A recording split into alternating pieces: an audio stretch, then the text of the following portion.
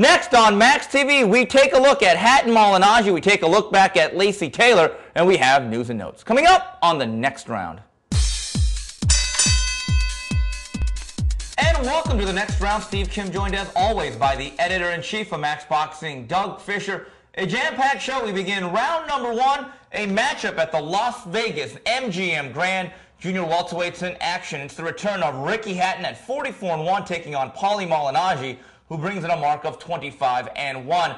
Opening up this HBO broadcast, a junior middleweight showdown, the up-and-coming James Kirkland, undefeated at 23-0, taking on the rugged Brian Vera, who brings in a record of 16-1. Doug, Ricky Hatton is still considered, believe it or not, the junior welterweight champion if you go by the linear claim.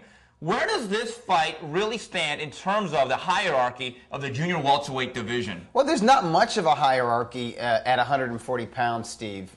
Much of the stars have left. If there is a star, if there is an attraction, it is Ricky Hatton. That can't be debated. What can be debated is whether or not he's the #1 junior welterweight in the world. Now, you can look at his track record, and you can see that since he beat Kostya Tszyu, who was considered a top 5 pound-for-pound fighter at the time, he has beaten solid 140-pounders, and he has won titles. When he beat Carlos Mausa, he picked up the WBA title. When he beat Juan Urango, he regained the IBF title. He's never lost at 140 pounds, Steve, but he hasn't always looked like an elite fighter, fighting a lot of these junior welterweight contenders. If you take out the names of Kostya Tszyu and Jose Luis Castillo, both of whom were in their mid-30s and obviously faded, he just gets the job done. He did not look like an elite fighter against Juan Lezcano, Steve, in his last fight. I don't think he looked elite against Juan Urango. He actually struggled a little bit against Carlos Mausa.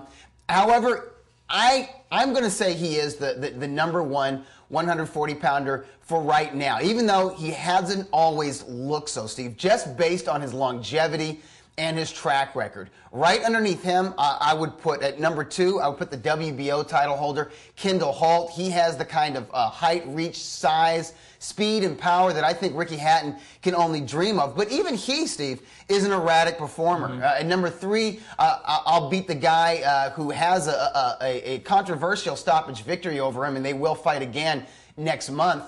Ricardo Torres from Colombia, the former WBO title holder. At #4, I have the Magic Man, Malignaggi. He's the IBF title holder. He's had some impressive wins, such as his IBF title-winning effort against Lovemore Indu. However, his rematch against Indu, he did not look like a top 5. Some would even argue that he didn't look like a top 10 level junior welterweight contender. And #5, the guy with the least amount of experience, the new kid on the block, the WBC title holder, Timothy Bradley. He looks like someone who could perhaps put forth a consistent effort every time he goes out there. He's not the most talented guy. He's not the biggest guy out there, Steve, but he has a lot of tools. He's very dedicated. He seems to have the most upside out of the top 5 that I've just listed. Hatton Malignaggi, here's the question. Ricky Hatton, what does he have left? In his last fight in May in Manchester on that versus doubleheader, I thought he had some very, very shaky moments against the rusty Juan Lezcano, who certainly is not a puncher. And I thought in terms of refereeing, there was some home cooking. On the flip side, Milli Vanilli Malignaggi had to cut off his dreads because he had other cuts going on. He just squeaked by Indu. Here's what I think. I think this is a very, very even fight with two guys who are on shaky ground. You know what, Doug? I know a lot of insiders are picking Malignaggi because of the boxing style and the footwork. Doug, it says here, though, in a very close fight, Malignaggi simply cannot hold off Ricky Hatton. I worry about the physical conditioning and the overall health of Hatton. Let's face it, he drinks like a frat boy on a Friday night. Yes, he does. But from what I've been told, he's been in Vegas for about 3-4 weeks. He is now working with Floyd Mayweather Sr. Now, while that may not seem like a perfect fit technically, one thing about Mayweather Sr., we've seen him in the gym. Oh, he gets his fighters in shape. He will work you, and I think that'll be enough in terms of conditioning for Ricky Hatton to win a decision over the Magic Man. I'm going to go with the Magic Man for this simple fact, Steve. This fight means more to Malignaggi than it does Ricky Hatton. Ricky Hatton has made millions of dollars. Ricky Hatton has been recognized as the junior welterweight champion since 2005. Hatton has his fans. Hatton has the adulation. He's been in the mega fights. I don't think Ricky Hatton looks at this fight the same way he looked at his fights with Kostya Tszyu, Jose Luis Castillo, and of course Floyd Mayweather. I think this is just a fight for Ricky Hatton. And in the past, those kind of fights, those are the fights he has struggled with, the likes of Luis Collazo, or even to a lesser extent with the likes of Juan Urango. I don't think Hatton himself cared about those fights, but the difference between the Hatton that stepped in the ropes and squeaked by Luis Collazo, Steve, that was a couple years ago. He was a little bit fresher than he is now. I saw both of these guys, as a matter of fact, the night before Juan Manuel Marquez fought Joel Casamayor. Malignaggi looked like an athlete. He looked like someone who was training. Ricky Hatton, no disrespect to the guy, he looked like somebody's little old grandma. He had the face of an aged fighter, and I'm sure he's worked his body into shape now, but I'm just saying, really, like 5 weeks ago, he looked like he was completely out of shape, Steve. I think it's going to bite him in the butt eventually, and I think eventually is this Saturday. Okay, I'm glad you didn't say he was wearing a blouse and a bonnet. Here's the thing about Paulie Malignaggi. Bad hands, doesn't hit that hard. I don't know if he can discourage Ricky Hatton. And 2 points we have to look at. This is the game of boxing. Number one, Golden Boy promotes this. If there's a house fight here, there's no doubt about it. One guy is 3,000 miles away from his home base. Ricky Hatton is thought to be the British/Vegas fighter. Right. Also, there's a lot of talk that if De La Hoya should get past Manny Pacquiao December 6th, the fight they're talking about next year in terms of Golden Boy is Hatton-De La Hoya. I find it very, very hard to believe if it's a relatively close fight in either direction, then Malignaggi gets the decision. You like Malignaggi, I like Hatton. We're going to see where both fighters are in terms of their career trajectory. Doug, good opening fight. I think Brian Vera is a rugged, tough bastard. I think Andy Lee found that out. James Kirkland is a rising junior middleweight, but Doug, I think there are some chinks in that armor, and he has been buzzed, he has been sent down. I think this is a very, very tough fight for James Kirkland in his Golden Boy debut. Yeah, I would say if Brian Vera was probably a more technically sound boxer puncher instead of really a slugger, a guy who kind of throws, haymaker type fights, haymaker type punches, I would actually give him a shot in this fight, being a young guy and being naturally bigger than Kirkland. Kirkland is a natural junior middleweight. This fight is taking place at middleweight, 160 pounds. If there's a weakness with James Kirkland, it's, I would say, over-eagerness, Steve. Yeah. He tends to run into the other guy's punch, particularly right hands. Even in his last fight against Ricardo Cortez, it was not easy to see, but there were moments where he kind of got buzzed momentarily by running into right hands. I think Brian Vera has a decent right hand. It's not the straightest right hand. It's not the most accurate right hand. But you have to figure it's going to land for the simple fact that Kirkland is a take-no-prisoners type brawler. I think this is a very interesting fight. I wouldn't be surprised if Kirkland took Vera out early the way Jaidan Codrington did. Maybe I would be a little bit surprised because Codrington is a much bigger and possibly harder punching fighter than James Kirkland. But I wouldn't be surprised if it's an even slugfest for a number of rounds, and the winner of this contest is the better conditioned fighter. 9 times out of 10, I'm going to take Kirkland on conditioning versus whoever he fights. Doug, here's the thing about Kirkland and Vera, both being from the Lone Star State of Texas. There is a history, and both men will tell you, I talked to Kirkland last week, I got the better of sparring, and obviously Vera says absolutely not. I think this is going to be a rugged Pier 6 brawl at times. What's going to be interesting to me is we know Kirkland can bang. We know he can be exciting. I want to see after 6 rounds if he knows that Vera's not going anywhere, like a Marvin Hagler in his early days, can he shift gears and work off his right jab and really box from a southpaw stance? Because like you mentioned, Vera is a strong guy, but he's also the naturally bigger guy. I know there were some concerns within the Kirkland camp of, do we want to take on this guy? He took the best of Andy Lee and he ran right through him. I think this is a very, very good test for Kirkland. I think size is an issue. I like Kirkland on sharpness and skills, but I don't think it's going to be an easy fight, Doug. No, and that's why it might be the best fight on this broadcast. Absolutely. I agree. Stylistically, it is. Yes, there's no doubt about that. So there you have it. Round number 1 from the MGM Grand in Las Vegas. We come back. We take a look at Lacey and Taylor. Continuing on with the next round, Steve Kim, Doug Fisher talking boxing from Vanderbilt University in Nashville, Tennessee. We'll meet you at the crossroads, and super middleweights in action. Bad Intentions gets back on the winning ledger. Jermaine Taylor with a 12-round decision over Jeff Left Hook Lacey. 118-110 and 2 scores of 118-109. Doug, this fight pretty much went the way I thought it would, and so did you. Yeah. Hand speed, jab, footwork, quickness. The bottom line I thought was pretty simple. I thought Jermaine Taylor looked like the much fresher fighter. Yeah, that's the bottom line. He has his legs, he has his reflexes, he has the speed. He also has a semblance of form and technique. And while you could have never considered Left Hook Lacey to be a technician or to be a boxer before he was a puncher, there was some kind of form there. He was able to set up his power punches. Back when he was being trained by Dan Birmingham, pre-Joe Calzaghe.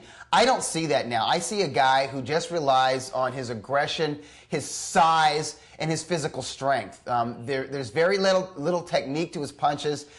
He doesn't really have a jab. He will throw the left out there, but he's just kind of doing it. It's just an action of his left arm. He's not setting anything up. There's no snap on it. And there doesn't seem to be a whole lot of ideas in the way of strategy from Jeff Lacey. Doug, what I don't see in Jeff Lacey, in addition to what you said technically, is physically, and I mentioned this last week, he is built like a Greek statue, one of those bronze bodies, and you're like, wow, this guy's chiseled. He can make the cover of Muscle and Fitness, but I don't see any acceleration or explosion. He does not look like a guy with fast twitch muscles. And then when it came time for both Lacey and Taylor to pull the trigger, even as wild and as unhindered or unhinged as Taylor can be technically, he could pull the trigger. Yes. He can get there a little bit faster, and he had a lot of hand speed. Now, moving forward, there's a lot of talk of Jermaine Taylor taking on Joe Calzaghe. In my opinion, if you want to think about the long term of Jermaine Taylor and you treat this as the middle of his career and not the end, right, I don't fight Joe Calzaghe. I think there are other fights to be had. I think you mentioned in your mailbag guys like Lucien Boot, maybe even a Jean Pascal, or a guy like Carl Frost. Yeah, see, the winner of Lacey Taylor, which was Taylor, became the mandatory contender in the WBC for their 168-pound title. That title is vacant right now, and it's being fought for by England's Carl Frost. He's undefeated and not that good. And another undefeated fighter from Canada, Jean Pascal. I would make Taylor at least a 2-to-1 favorite over whoever wins that contest, Steve. And it would be, I think it would be a great fight if Taylor would actually travel to England. Let's say Carl Frost wins. He's got a lot of fans there. We know how the fans are in Canada as well. I don't know if Taylor's willing to leave the good old US of A. But whether he were to fight a Lucien Boot in Canada or a Jean Pascal in Canada or Carl Frost in England or fight them here in the United States, I think HBO would televise those fights. It's those guys are worthy challengers for the former middleweight champ, and I think that would be entertaining fights. Yeah. And from there, if you were to regain a title, there's guys like Labrado Andrade. There's guys like Sakio Bika who had a win this past week. There are a lot of worthy opponents for Jermaine Taylor. Now, if you're just looking at it in terms of Taylor wants to leave boxing next year, or he's winding down, or he just wants to make the most money, or he just wants to be a part of the big event, then yeah, Joe Calzaghe is his best bet, but I would not favor him against Joe Calzaghe. He put a lot of things together, and after the fight said, after the fight he said this was a comeback fight. This is me as a fighter regaining my confidence from a long layoff and back-to-back losses, one of which was a knockout loss. And I thought that was a very honest assessment. He still looks like he's a work in progress, Steve. And I actually saw some progress from him against Jeff Lacey. I saw some real strategy there. I saw him utilize his footwork in a way that I'd never seen before. I saw some advancement, but not that much advancement. There can be more advancement, but based on what I saw against Jeff Lacey, I don't see a winner against Joe Calzaghe, and he could take a physical beating that would, in effect, end his career the way it ended Jeff Lacey's career, whether or not he wants to hang up the gloves or not. See, the thing about Jermaine Taylor, I've always maintained this, he is a finished product that'll always be an unfinished product because the technical kinks will never be worked out for one reason, Doug. He doesn't fight enough. And I think in the old days, and I know it's not the old days, in the 50s, 60s, and even 70s, instead of fighting every 6-7 months on HBO as a young prospect, young titleist, he would have been fighting every month, or every other month, year, and he would have been in camp. To me, the one technical flaw that he's got to work out is the right hand. Every time there's a jab, he pulls back. He's never been able to drop the elbow and ratchet it, and that's why he overshoots his right hand. It's not a very accurate punch, and I can't even tell you how many times has he really landed a clean, effective right hand.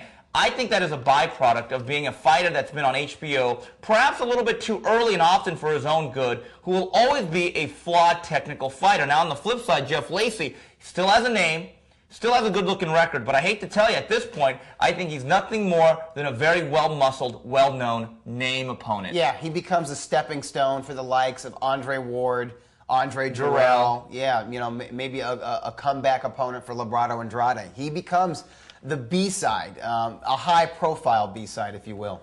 So there you have it, round number 2 of the next round. When we come back, we wrap it up with news and notes.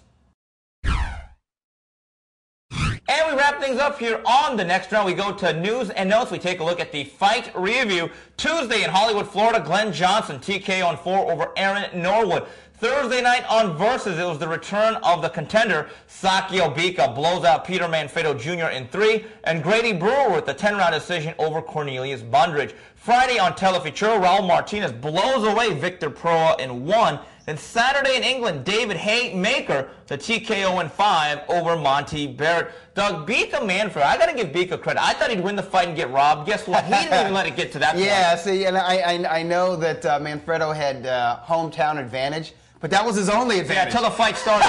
Then it was a disadvantage. They could have fought anywhere. Yeah, he had disadvantages in size, in physical strength, even speed. How about temperament? Yeah. One guy came to fight, and to me, Peter Manfredo fought with a sense of entitlement, as if to say, you know what, if I see and hear the last bell, I'm going to win. I got to give Bika credit, though. I think technically, he has improved a lot. I got to give Pepe Correa. Pepe Correa is a pretty good technician, and I actually like what Pepe did with Alfonso Gomez prior to the Gatti fight. Yes. Listen, you can't turn a fighter that's a 6 or 7 into a 10, a Bo Derek, if you will, but you can turn a 5 or a 6 into a 7. And I actually saw some subtle improvements. One thing about Bika, that right hand was much more compact than I've seen it in the past. Yeah. Now he was one of these guys who would throw this kind of right hand. The batting practice machine. Yeah, and if it landed on a fighter's shoulders or the back of his head. Yeah, it was a little bit tighter. And I think the improved technique allows him to get off more, Steve. Yeah. Because he's not throwing himself off balance and falling into clinches. So we're seeing a more active and it seemed to me that he was quicker. Yeah. The delivery was better. Well, there's less wasted motion. There's less wasted motion. That's exactly right. It's a straight vector. And, you know, after that bogus knockdown, I think he understood that, you know what, I'm in enemy territory. I'm not just fighting Peter Manfredo. I'm fighting this referee. And he almost did fight him. I'm glad that cooler heads prevailed. But he focused that rage, and he closed the show in the 3rd round in very impressive fashion, and I think he really solidifies himself as sort of a lower top 10 super middleweight contender. And I think he's a good fight for anybody out there. For the simple fact is, he's very strong and he's very durable, Steve, and he's very game. Doug, you used the word contender. Brewer Bundridge was a bunch of pretenders. That was one of that was unwatchable worst fights I've ever seen, and I think both guys should be thrown into the Atlantic Ocean, never to be seen again. If the contender brand and Jeff Wald cares about their product, please don't ever show these guys again. Yeah, I know Brewer won. He fought a little midget in Steve Forbes to win this title. You know what? He really is an awkward, ugly fighter, and K9 Bundridge is a funny, quirky guy. You know what? He can't fight that much either. Not once the bell rings. He's a fun guy to talk to, but once the bell rings, I don't know what he's doing. And do we call him now Jay Dunn Codrington? Because he looks like a guy who should not be in there anymore. That's courtesy. That's not from the Alan Green fight, Steve. That's from the Sakio Bika fight. That slugfest that they had, was that last year? Yes, it was. That was, yeah. I think that fight took a lot out of Jaidon, and that was sad to see because Jaidon is a young guy. I think he's in his mid-20s. He did have a lot of potential. He was a bona fide puncher, and he could box a little bit. He had a decent amateur background. No legs. But he never had a lot in the chin department, and now the legs are gone. I don't know what they're going to do. If he's going to continue boxing, they're going to have to bring him along very, very carefully and hope there's some sort of rejuvenation process along the way. But from what I saw, I don't want to call him a shot fighter, but I see somebody who just doesn't have wheels underneath him. Doug, David Haye wiped the floor with Monty Barrett. He looked very explosive offensively, very exciting. But I have to tell you, I saw the fight. I thought technically David Haye showed a lot of vulnerability. Oh, his hands are down by his waist the entire night. He crossed his feet a lot. He overthrew his punches. He fought like a guy who knows that these are big guys. And there's almost a sense of I have to overthrow my punches. Right. I think David Haye is going to be a player in the heavyweight division because, quite frankly, the division is putrid. Now, he's got some athletic ability. He's a little bit chinny. He's not the biggest guy in the world. I think that he's going to be able to beat a certain level of heavyweights. But if you're asking me, can he beat either Klitschko? My answer is very simple. Niet. Klitsch, no. Yeah. You can't do it. No. They're too big. They're too athletic. They're technically sound. And they're not stupid. You know, Vitaly Klitschko is probably, like you've said in the past, the best example of a tall fighter boxing tall. He does it the way where he can hit you and you can't hit him, and it doesn't matter who he's fighting. He doesn't take a lot of risks in there. Vladimir Klitschko, hey, he's been knocked out 3 times in the past. He's leery of that stuff, and Manny Stewart has taught him certain techniques to keep him from getting clipped, particularly tying guys up on the inside and using that big body to weigh down fighters, particularly fighters who are naturally smaller than him. I think, right now I'm calling David Haye Jeremy Williams with braids and a British accent. I agree. And, Williams had this sort of a dilemma when he left the cruiserweight division because he actually turned pro at cruiserweight, and he went up to heavyweight probably after his 5th or 6th fight. He had a dilemma. He had bursting speed and power just like David Haye, but he was also a very well-schooled boxer who had a very extensive amateur career. Now, he could have been a boxer in there and used his boxing ability and used his superior speed and mobility to outbox guys with authority on his punches, or he could go out there and try to be the next Mike Tyson. He went the Mike Tyson route, and whenever he got in there with bigger, taller, rangier fighters, guys who were built like the Klitschkos, like a Larry Donald or a Henry Akinwande, he got clipped, and he lost those fights. Even Mo Harris. He lost that fight to a tall, rangy guy who set up his punches from the outside. That's how the Klitschkos fight. That's how a lot of guys at heavyweight fight. David Haye has his work cut out for him if he's going to really make an impact in the heavyweight division. Even the state that this division is in, Steve, I think his work will be easier if he puts boxer before being a puncher. I don't know if that's his temperament, though. No, it's not. That's why they call him the Haye maker. And that's why he's exciting. Yeah. That's why he gets 15, 10,000 people to his fights in the UK when he's fighting guys like Enzo Maccarinelli and Monty Barrett. I just don't see, based on everything that we've said and what we believe in, getting underneath and through the jab of both Klitschkos is going to be a very difficult proposition. Then you have the right hands, and they never mind the Klitschkos. Listen, even a naturally small heavyweight who doesn't hit hard but is technically sound and fast like an Eddie Chambers is going to give him trouble. Even a big raw guy like Chris Arreola is going to be dangerous. Or guys that could take his punches. Right. And that's going to be different. These big guys maybe move back, but he's not going to blow through them. Doug, very good unification bout here on ShowBox from Ontario, Canada. Friday night, IBF and WBA junior featherweight titles are on the line. Steve Molitor takes on the awkward and gangly Celestino Caballero. Doug, I like this fight. I think what this does, not only does it unify 2 belts, I think it sets a clear precedent that the #1 guy in terms of who should fight the winner of Vasquez-Marquez is going to come out of Molitor Caballero. Yeah, this will be a partially unified title holder, and if they can't get Vasquez or Marquez, presumably if they fight a 4 times, well, you know what? Then the winner of Molitor Caballero is a prime candidate for a further title unification against the WBO belt holder, Juanma Lopez. These are young, exciting, wonderfully talented title holders at 122 pounds. I'm glad that there's some movement being made, and kudos to Showtime for helping to make this bout possible by adding their license fee, but also by enabling fans in America to see Steve Molitor, who's a very talented, unbeaten young title holder. And you know what, Steve? I give him a slight advantage going in this fight, despite the incredible height and reach advantage that Caballero has. Well, I agree. Well, think about Molitor. I don't know if anyone's ever seen him. Think a guy like Paul Spadafora, Stevie Johnson, southpaw, very slick, very crafty, very mobile. Very mobile. This stylistically may be a very awkward fight. Number one, Caballero's involved. Yeah. So that automatically puts down the excitement factor down a couple of notches for the most part. Now, I think Molitor has an advantage in one scene. Geography. It's taking place in Canada, yeah. It's taking place at his home casino at the Yes. Casino Rama. I think Caballero is going to have to really do a good job of establishing distance and trying to nail Molitor from the outside. But you know, he's really not that type of Vernon Forrest-like fighter. I think Molitor is going to box his way to a clear-cut victory. Yeah, I don't know how clear-cut it's going to be. I mean, like you said, it could be a very awkward fight. Caballero's a guy who sometimes switch hits. He's not as sharp or perhaps not as aggressive as he was before he won that WBA title. He looked very good in beating Daniel Ponce de Leon. He looked awesome when he wiped out that Thai fighter who had the WBA title. But really since then, and I'm wondering if making 122 pounds is a factor.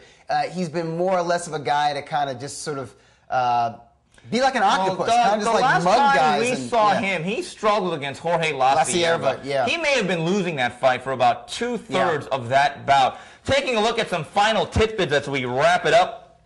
Final numbers are not exactly in, but projections are that the Joe Calzaghe-Roy Jones pay-per-view does well under 225,000 buys. Also, February 21st, Miguel Cotto and Kelly Pavlik are slated to co-headline a pay-per-view distributed by Top Rank. Doug, Calzaghe-Jones, to me, I think is not a nail in the coffin, but it's an indication to me that boxing fans are sick of it, and also the economy is having an effect. No doubt. And when you just can't put 24/7 and put shine on a turd. The bottom line is this: we got to get away from pay-per-views. We got to get fresher names. We got to have better fights and stop abusing the boxing fans. Because you know why? They're finally getting a divorce. Yeah, well, they've taken all they can, and they can't stand it anymore. And quite frankly, you can't give what you don't have. There's already been a number of pay-per-views this year. The days of your average fight fan having $500 to $700 that he can blow a year on various boxing pay-per-views, not just the major HBO distributed pay-per-views, but all those small pay-per-views that happen during the year. You know, listen, a hardcore fight fan wants to see every fight, whether he has to pay for it or not. The economy is just not in a place where people can drop 25 here, 35 here, $45 or $50 here. You know what's a factor, though? And you know what? When they know that HBO is going to replay the fight 1 week later, and it was a matchup that they weren't really that excited about in the first place, they're going to keep their money. They're getting smart. They're like, you know what? You know what's happening? They're becoming real consumers, and they're becoming choosy. And they'll look at a Cotto Margarito and say, you know what? Two young guys with exciting styles. This is a fight that has significance. This is a fight that I know will be dramatic and compelling and action-packed. I'm going to drop $50 on this one. There's another factor. And then they'll wait on the other ones because it's old guys and the boxers. There's another factor. Internet streams. I'm not advocating it. It is illegal. You shouldn't do it. But you know what? I think there's less and less guilt for a couple of reasons. Number one, I think boxing fans have been so abused and so taken advantage of. They almost feel like, you know what, this is for the years of abuse you heaped on me. I'm just getting back at you. And number two, in this economic times, you know what, they may have a guilty conscience, but you know what, they don't have $50, so they'll stick with the guilty conscience. It's a lot more affordable to have a guilty conscience. They can live with the guilty conscience. So they can't live with all that credit card debt. From what I've been told, next year, both Showtime, which has gotten out of the pay-per-view business, thankfully, and HBO is going to try to curb the pay-per-view market in a sense that instead of having 8, 9, 10 shows, which is ridiculous, maybe have 2 or 3. Maybe 5 at the most. Right. You know, if the matchups merit it. And I don't, and in talking to Bob Arum, who says, well, if HBO doesn't want these fights with Cotto and Pavlik, I'll go to pay-per-view. I'll do it myself. They could do whatever they want. You know what? But here's the problem. He says that today. Yeah. But tomorrow, if enough of those tank, and I don't think that last Latin Fury did very well, the one with Chavez Vanda. But here's the problem. Didn't do well at the box office or Well, this overhead for Cotto Pavlik is going to be much higher than for Chavez. But here's the thing. Yeah. I understand what Bob Arum is doing, and that is being a real promoter because he's not just depending on the welfare check / license fee of HBO or Showtime. Right. He's not just looking for that big block of cheese to make grilled cheese sandwiches to feed your 8 kids for the next month. That's great, but here's the problem. In this economic time, if these big pay-per-views with Hopkins, Pavlik, Jones, Calzaghe, regardless of the matchups, remember, marquee names drive pay-per-view buys.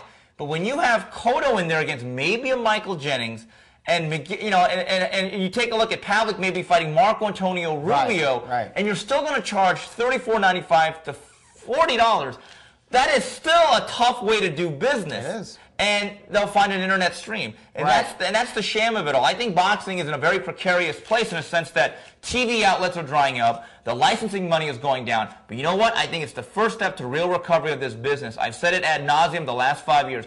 We need to go back to reality where not the license fee is how you deliver the market value. Market value should be on how many tickets you sell and how many eyeballs you bring to the television. Doug, it's been way too arbitrary for the last 10 to 15 years. And now we're seeing the effects. It's almost like this economic crunch that we're in. We lived in a reality where we kept borrowing against the future, and we got a subprime mortgage mess. That's what boxing has right now. The market is adjusting itself now, and I think the days where network executives look at a certain elite few fighters and say, well, based on his star potential or based on his talent or based on the fact that this boxing writer or that boxing writer or this matchmaker or this promoter or I'm friends with or advisor says this is the guy, we're going to sign him to a contract or we're going to constantly invite him on our network and he's going to command a $2 million or a $2.5 million